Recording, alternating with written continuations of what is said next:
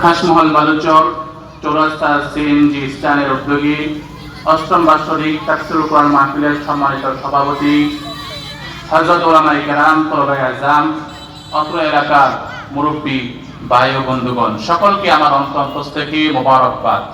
সবটুকুন শুকরিয়া মহান আল্লাহ জাল্লা যিকরু শান ওয়া তাআলা দরবারে, যে মহান রব্বুল আলামিন আজকের এই মুতাবাররাক মাহফিলে আসার, বসার এবং কোরআন ও হাদিস থেকে কথা বলার এবং কথা শোনার তৌফিক বৃক্ষা দান করেছেন। এর জন্য বলি আলহামদুলিল্লাহ।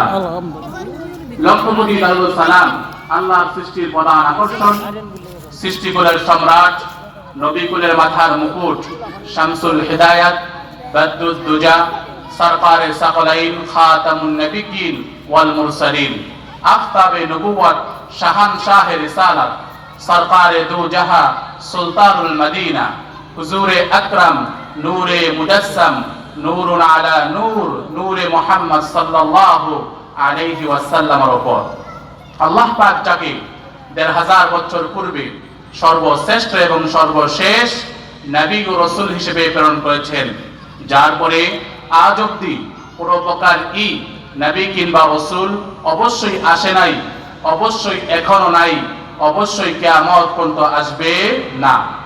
এই আকীদার নাম হলো আকীদায়ে খতমে নবুওয়াত। যার ভিতরে এই বিশ্বাস থাকবে না আল্লাহ এক এবং তারপর মুহাম্মদ সাল্লাল্লাহু আলাইহি ওয়াসাল্লাম সর্বশ্রেষ্ঠ এবং সর্বশেষ রাসূল, সে ব্যক্তি কখনো মুমিন বা মুসলমান হতে পারে না।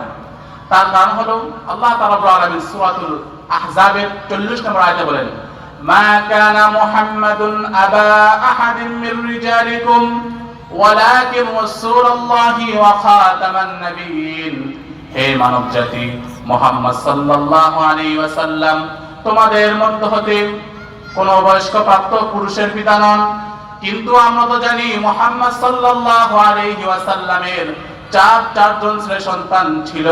তাহলে আল্লাহ পাক কেন বললেন যে মুহাম্মদ সাল্লাল্লাহু আলাইহি ওয়াসাল্লাম কোন বয়স্ক প্রাপ্ত পুরুষের পিতা নন? এর মানে এটাই আল্লাহর হাবিব সাল্লাল্লাহু আলাইহি ওয়াসাল্লামের পর তার কোন সন্তান নবী হবে, এই প্রশ্ন যেন মানব জাতির মনে না জাগে, এজন্য আল্লাহ পাক তার হাবিবের চারজন ছেলে সন্তানকে উঠাই নিলেন। আল্লাহর হাবিব চাইলে কি রাখতে পারতেন না? আল্লাহর হাবিব সাল্লাল্লাহু আলাইহি ওয়াসাল্লাম তার সাহাবীদেরকে ডেকে বললেন, সাহাবীরা শোনো, লাউ আরাদতু আন তাসিরাল জিবালু মা'য়া যাহাবান ওয়া ফিদ্দাতান লাসারাত। শোনো আমার সাহাবীরা, আমি রাসূল মুখে বলার দরকার নাই, যদি আমার অন্তরে জাগে আমার মালিক রব্বুল আলামিন এই আরবের সকল পাহাড়গুলো সোনা রূপা করে তৈরি করে দিবেন, আমার ডানে বামে দৌড়াতে শুরু করবে। আমি রাসূল মুখে বলার দরকার নাই, অন্তরে জাগলেই আল্লাহ তাআলা আমার আশা পূরণ করে দিবে। সে রাসূল করিম সাল্লাল্লাহু আলাইহি ওয়াসাল্লামের চারজন সন্তান বালেগ হওয়ার আগে আল্লাহ তাআলা উঠাই নিলেন, একটাই কারণ, যেন তারপরে কেউ প্রশ্ন না করে মুহাম্মদ সাল্লাল্লাহু আলাইহি ওয়াসাল্লামের পর তার কোন সন্তানটি নবী হবে। আল্লাহ তাআলা আয়াতের পরে আরো স্পষ্ট করলেন, ওয়ালাকিন রাসূলুল্লাহ, তিনি হলেন আমার রাসূল, ওয়া খাতামান নাবিয়্যিন, আরো স্পষ্ট তিনি হলেন আমার সর্বশেষ নবী।